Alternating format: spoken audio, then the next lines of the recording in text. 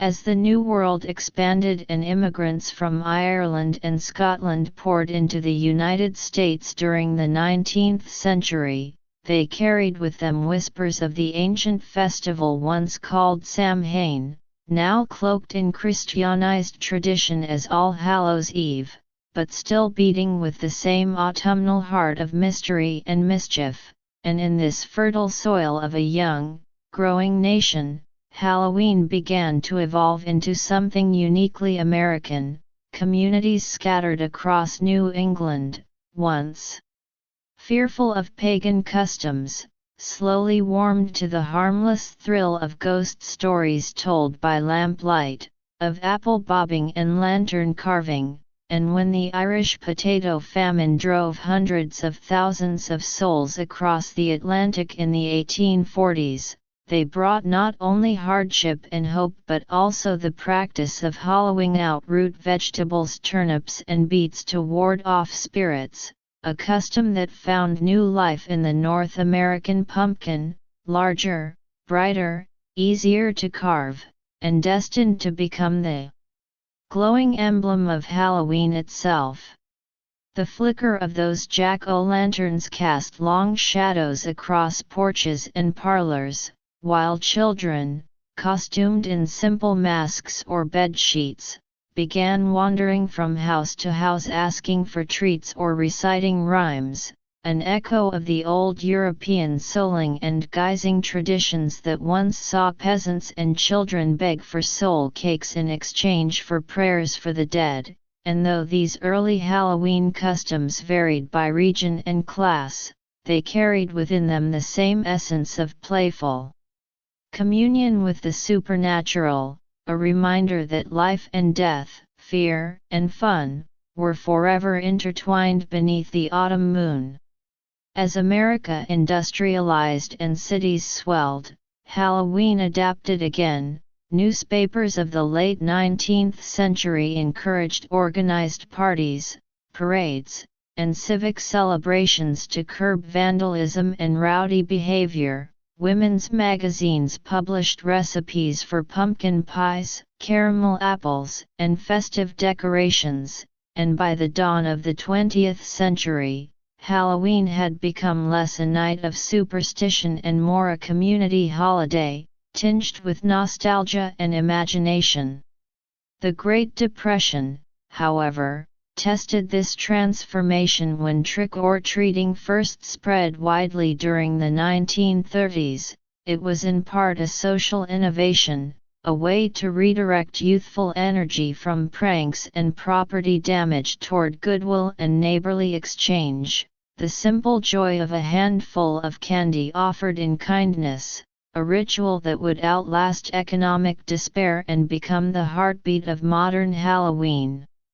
With the post-war boom of the 1950s, suburban neighborhoods emerged as perfect stages for this yearly performance, sidewalks filled with costumed children, porch lights signaling welcome, and candy companies seizing the moment with bite-sized marketing genius. Hollywood too played its part, conjuring images of masked monsters and haunted houses on silver screens and black and white televisions, shaping collective imagination, and embedding Halloween into popular culture as both a family celebration and a night of thrilling fear. Yet beneath the laughter and sugar rushes, the ancient pulse of Samhain still throbbed quietly. This was still a night when the veil between worlds felt thinner, when ghost stories seemed more believable, when even the most skeptical souls felt a chill of the uncanny. The 1960s and 70s added another layer, the rise of horror cinema, from Psycho to Halloween itself, transformed October 31st into an unofficial festival of fear, while countercultural movements rediscovered paganism, witchcraft, and nature-based spirituality, re-enchanting the night with symbolic power and reclaiming what modernity had tamed. By the 1980s and 90s, Halloween had gone global. Television specials, cartoons, and international marketing carried pumpkins and costumes far beyond North America, inspiring celebrations from Tokyo to London to Sao Paulo, each city adapting the holiday with its own flavor. Japanese parades in Shibuya, Mexican Dia de los Muertos altars intertwined with orange marigolds, European parties blending Gothic fashion with electronic music, all part of a shared fascination with mortality wrapped in creativity and fun. Today, Halloween stands as both mirror and mask for humanity's enduring dance with the unknown, a billion-dollar industry of costumes, films, haunted attractions, and candy, yet still, at its core, an echo of that ancient Celtic fire festival that marked the turning of the year, the dying of the light, the hope that warmth and laughter might hold back the dark. Even in the digital age, when ghost stories travel through screens and virtual pumpkins glow on social media feeds, the same primal feelings stir: curiosity about the afterlife, delight in disguise, and the comfort of gathering together against the chill of November's breath. The evolution of Halloween is, in truth, the story of human imagination, our need to face fear safely, to honor ancestors playfully, and to turn the inevitability of death into an excuse for art, storytelling, and communal joy. And as long as autumn winds continue to rustle through fallen leaves and children's laughter echoes beneath the harvest moon, the spirit of Halloween will endure, changing form but never fading, a living myth that reminds us that even in our most modern moments, we are still creatures of fire, light, and shadow. And yet, to truly understand why Halloween endures not just as a holiday, but as a feeling, you have to look beyond the candy wrappers, plastic skeletons, and glowing pumpkins, and into something far more ancient that beats quietly within us all: the instinct to ritualize fear. Since the dawn of civilization, humanity has faced forces it could not explain: the dying of the sun, the whisper of disease, the loss of loved ones, and it has always answered with ceremony, costume, and story. Halloween, in its modern form, is a polished echo of that universal pattern, a night when we can confront the unknown without being consumed by it. When we dress as ghosts, witches, monsters, or devils, we are not glorifying darkness, we are mocking it, mastering it, turning terror into theater. Psychologists have long noted this paradox: how humans find comfort in fear when it is safely contained. The haunted house, the horror film, the spooky story told around a campfire, these are our cultural vaccines against chaos. They let us flirt with danger while staying anchored in safety, to dance with shadows knowing dawn will come. Halloween, then, is not merely a commercial holiday but a symbolic therapy session woven into the fabric of modern life, giving children and adults alike permission to be both vulnerable and powerful, to face death and laugh. This is why Halloween thrives in every generation, regardless of fashion or technology. Beneath the costumes and candy lies a shared language of symbolism: masks that allow truth to speak, shadows that make light more meaningful. The skeletons on our porches are reminders of mortality, but also of continuity. The pumpkins glowing through their carved faces are echoes of ancient fires that once guided spirits home. Even trick-or-treating, playful and innocent, contains layers of meaning: the exchange between the living and the dead, the offering at the threshold, the acknowledgement of something beyond ourselves. It's no coincidence that Halloween falls just as autumn begins to surrender to winter, when nature itself performs a kind of theater of decay and renewal, trees shedding leaves like costumes, daylight retreating, the world preparing to rest. But Halloween is also a cultural chameleon, constantly reinventing itself to reflect the anxieties and desires of its time. In the 1950s, it symbolized suburban innocence and community spirit. In the 1980s, it mirrored the cinematic obsession with slasher films and moral panic. In the 21st century, it has become an expression of individuality and creativity, a playground for identity where people can become anything they imagine for one night. Costumes are no longer just witches and ghosts, they are superheroes, celebrities, memes, and fantasies, expressions of our collective imagination in the age of digital masks. The Internet has turned Halloween into a global stage, where virtual and physical celebrations intertwine, and where viral trends, cosplay, and horror culture merge into a single spectacle of creativity. Yet through it all, the heart of the holiday remains eerily familiar, a night of suspended reality, where the boundaries between ordinary and extraordinary dissolve. In some ways, Halloween has also become a mirror for society's relationship with death, how we avoid it, how we commercialize it, how we try to make peace with it. In a world that often hides mortality behind hospital walls and euphemisms, Halloween drags it back into the open but coats it in glitter and laughter. We decorate our lawns with tombstones and our tables with skulls, not to invite death, but to domesticate it, to make it less alien. We invent monsters that embody our fears, vampires for forbidden desire, zombies for mindless conformity, ghosts for regret and loss, and then we vanquish them, or befriend them, through storytelling.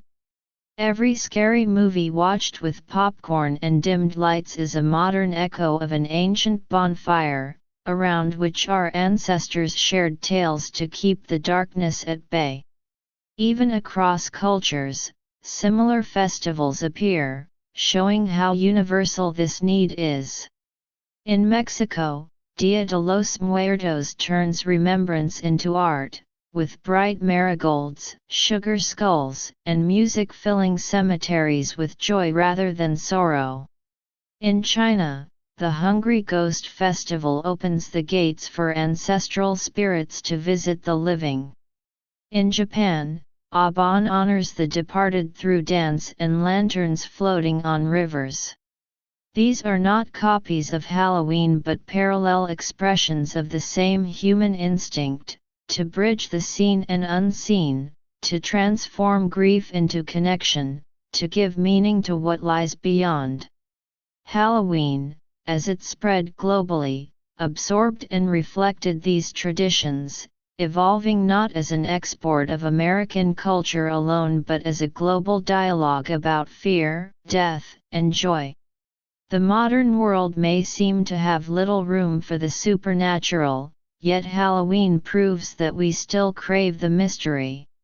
Science may explain the seasons and the stars, but it cannot erase the thrill of a creaking floorboard, the silhouette in the fog, the fleeting belief that something watches from the shadows. In celebrating Halloween, we honor not ignorance but imagination, the part of the human spirit that refuses to see the world as purely rational, that insists on wonder even in the face of reason. This is why, as the 21st century marches forward, Halloween stands at a fascinating crossroads between ancient spirituality and modern spectacle, between ritual and recreation, between remembering and reinventing. In every glowing jack-o'-lantern and every synthetic cobweb glistening under streetlights, the old symbols breathe new life. The harvest moon still watches over neighborhoods as it once did over Celtic fields. the bonfire has become the flicker of porch bulbs and LED candles, but its warmth is the same call to gather, to protect, to celebrate endurance through darkness. In a world racing toward artificial intelligence, climate anxiety, and digital isolation, Halloween may seem trivial, yet it quietly performs an essential cultural function. It reconnects us, if only for a night, with the primal rhythms of fear and fellowship. Each October, we rehearse ancient truths disguised as modern fun, that chaos is always near, that community holds it at bay, that laughter and creativity are our oldest shields. The economics of Halloween: billions in candy, costumes, films, and events tell only part of the story. Beneath the commerce lies a human craving for storytelling, a hunger for meaning dressed in orange and black. The same festival that once marked the Celtic New Year now fuels entire industries of art and entertainment, from horror cinema to gothic fashion, from theme park haunts to independent pumpkin farms. Yet even these capitalist layers serve a psychological purpose. They allow people to invest in shared imagination, to purchase belonging in a secular world. For one evening, identity is fluid. A shy child becomes a superhero, a weary adult dons a mask and laughs without shame, a neighborhood transforms into a stage for play. No government decrees it, no priest officiates it, it survives because people choose it, year after year, generation after generation, instinctively sensing that Halloween feeds something their souls still need. The future of Halloween may look digital: virtual haunted houses, augmented reality ghosts, live-streamed costume parties, but the essence will remain stubbornly physical. There will always be doors to knock on, wind to rattle the trees, and the scent of cold leaves underfoot. The screen may change how we share the experience, but not why we crave it. In fact, the more technology distances us from nature and mortality, the more powerful this autumn ritual becomes, a tactile reminder that the world still turns, that darkness still falls, that we are still mortal, still dreaming. And perhaps that is why Halloween has achieved something remarkable. It has transcended religion without losing soul, commercialism without losing sincerity, fear without losing fun. It is a living myth that has learned to evolve, carrying within its laughter the echoes of ancient prayers.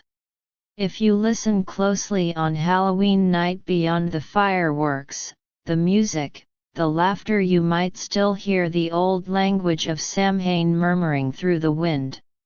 It speaks of gratitude for the harvest, of respect for the departed, of courage in the face of uncertainty. It invites us to remember that every ending is a seed for renewal. When we place a candle inside a pumpkin, we are not merely decorating, we are rekindling that ancient fire that once guided souls across the darkness of time. When children scatter through neighborhoods shouting trick or treat, they reenact the eternal exchange between life and death, offering laughter in return for sustenance, joy in exchange for safety.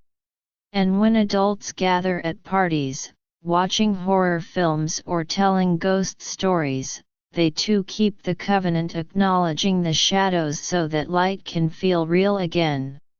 Thus the story of Halloween is, ultimately, the story of us, of a species that refuses to be defined by fear, that turns mortality into music and myth, that decorates its dread with color and sweetness.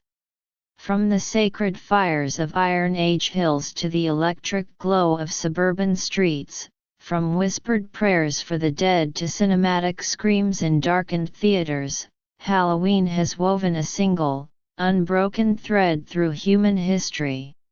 It teaches that to live fully we must embrace what frightens us, that to honor life we must honor loss, that imagination is not escape but alchemy, the power to turn fear into beauty.